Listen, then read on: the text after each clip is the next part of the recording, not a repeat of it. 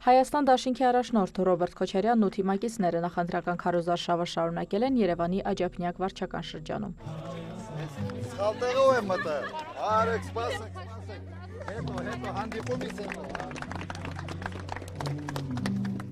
Թիմակիցների ելույթներից հետո Աջափնյակի բնակիչներին իրենց դաշինքի տեսակետները ներկայացնում է Ռոբերտ Քոչարյանը։ Մի բան իմ համար հասկանալի է։ Չպետք է Հայաստանում լինի որևէ ղեկավար,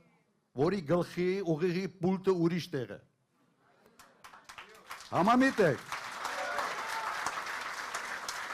Ըստ Քոչարյանի աշխարհագրորեն անհնար է տեսանելի ապագայում Հարավային Կովկասի ընդգրկումը Եվրոպական միությունում։ Ես չգիտեմ, որևէ մեկը հավատում է, որ Եվրոմիությունը գալով է Հարավային Կովկաս։ Դեմ շատ լավ կլինի որ գար։ Իրականում շատ լավ կլինի որ գար, բայց չի գալու։ Աշխարհագրությունն է այդպիսին է։ Աշխարհագրությունը դաժան երևույթ է, չես կարող փոխել։ Հիմա այդ քարտեզի վրա ինչ ուզում ես արա, ոնց ուզում ես պտտիր, գլոբուսը, չի փոխվում։ Տեսանելի ապագայում դա հնարավոր չի։ ԵՄ գնալու փոխարեն Հայաստանն է պետք եվրոպական երկիր դարձնել իր արժեքային համակարգով, բարեկեցությամբ, տնտեսական զարգացվածությամբ ու ազատություններով, կարծում է Քոչարյանը։ Մի արտահայտություն կա այս ուղղակի միջև այստեղ գալը հիշեցի, այդ կզացած մարդը ավելի շատ ատում է ոչ թե նրան, ով իրեն կզացրել է, ատում է նրանց, ով չի կզացել։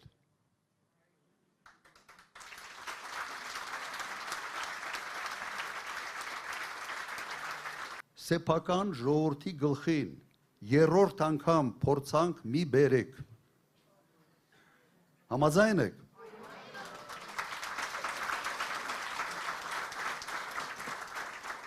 Իդեպ, երբ ասում ենք Եվրոպա, ճապոնացի, Հարավային Կորեա, Սինգապուր, ոչ թե ոչինչ բանով չեն զիջում, արդեն մի բանով էլ անցել են։ Երևանի խնդիրներին անդրադառնալիս անվերահսկելի է համարում մայրաքաղաքի բնակչության աճը։ Հիմա ոնց է, հիմա հարուստները ուզում են կենտրոնում ապրել, չէ՞։ 5 տարի հետո հարուստները ամեն ինչ անելու է, որ կենտրոնում չապրեն։ Եվ այս ճակատագիրը շատ եւ շատ քաղաքներ ունեցել են դրսում։ Ձեր գույքահարկերը մնաց նույնը, թե բարձրացավ։ Բարձրացավ, չէ՞։ Ապրեք։ Ես կառաջարկեի, որ այդ գույքահարկի անունը փոխեն։ Ասեն հարկ պարգևավճարների համար։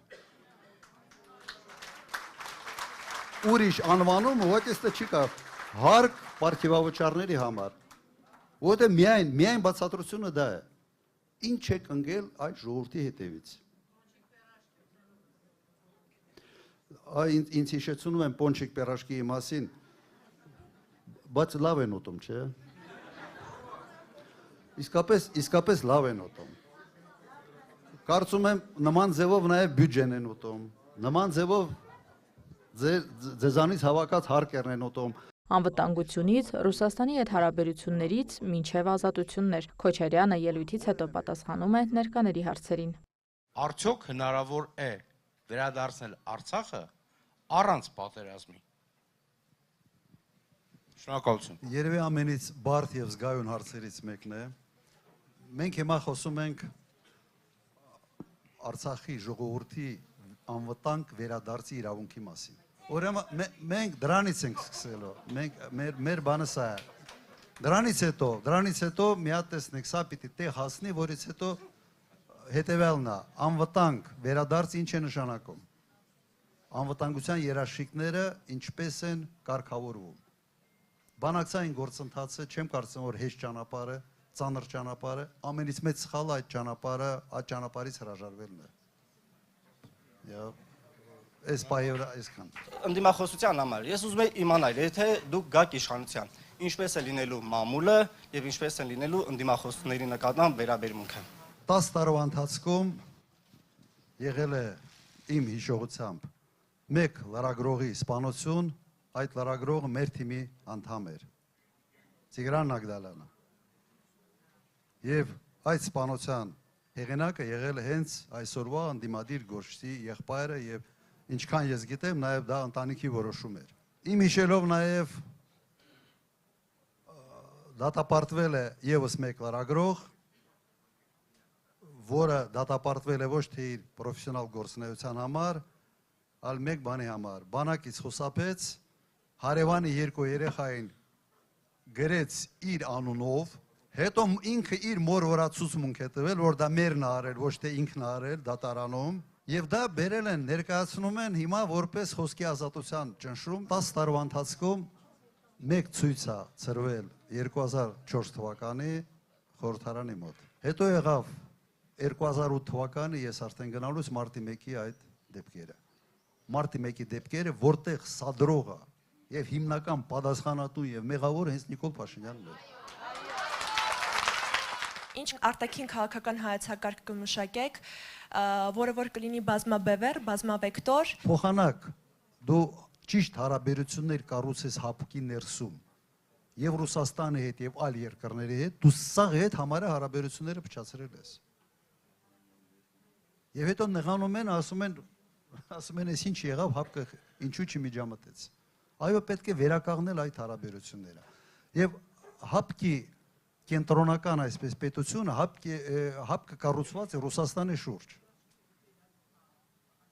Խոսքը նրա մասին չի, որ օրինակ Ղրղստանը մեզ կգաց, թե ինչ որ բանով կօգնի, չի օգնելու։ Բայց ՀԱՊԿ-ի շրջանակներում հենվելով եւ հարաբերությունները վերականգնելով Ռուսաստանի հետ, մենք լրջորեն կարող ենք ամրացնել մեր անվտանգությունը։ Լրջորեն, որն պետք է վերականգնել այդ հարաբերությունները։ Մեր երկկողմ պայմանագիրը եւս բավական լուրջ այսպես հիմքեր է տալիս այդ հարաբերությունները կառուցելու։ Ինչով էր հետաքրքիր մեզ համար ՀԱՊԿ-ը։ ՀԱՊԿ-ի շրջանակներում շատ մեծ զեղչերով հնարավոր էր բանակը համալրել զենք զինամթերքով։ Իսկապես մեծ զեղչերով։ Նույնիսկ լիքը հարցեր առանց փող էինք լուծում։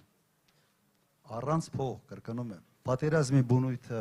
փոխվել է եւ ամենից մեծ փորձը այսօր ռուսական ունի եւ այդ փորձից չօգտվելը քո բանակը ամրացնելու համար ուղղակի բացատրություն չունեմ, ոչ թշնամություն է, սեփական անվտանգության հարցերի վերաբերյալ։ Ելույթ զրույցի ընթացքում մի քանի անգամ նաև կոչ է անում։ 7-ին համար 17-ին։ Ճիշտ է։ Դուք երկրորդ անգամ ինչ սցենար ունեք, որ այս անգամ թույլ չտաք հաղթանակը, եթե մարդը գնաց օրինական ընտրություններով ընտրվեց, մանդատները կդնեն ձեր թիմակիցները այս անգամ գոնե, թե չեն դնի, թե շարունակել են ելի 5 տարի ազգային ժողովում պայքարել բոլոր։ Վրաստանում մանդատները դրել են։ Ինչ արդյունք են ասել։ 0։ Հիմա դրա համար հիմա մենք նման սցենարներ չենք քննարկում, ընտրությունները կավարտեն եւ կանայենք տեսնենք ինչ արդյունք է դրան։ Լավ։ Եվ մի բան էլ, պարոն Խոչյան։ Չէ, արդեն վերջ, վերջ։ Ձեր թիմակիցներին այսօր դեռ 21.9% էր հիմա, որքան եք ակնկալում։ Գոնե 8% ակնկալում եք։ 1%-ի համար չէինք մտնում նույնիսկ պայքարի մեջ։ Իրինա Մկրտչյան, լուրեր։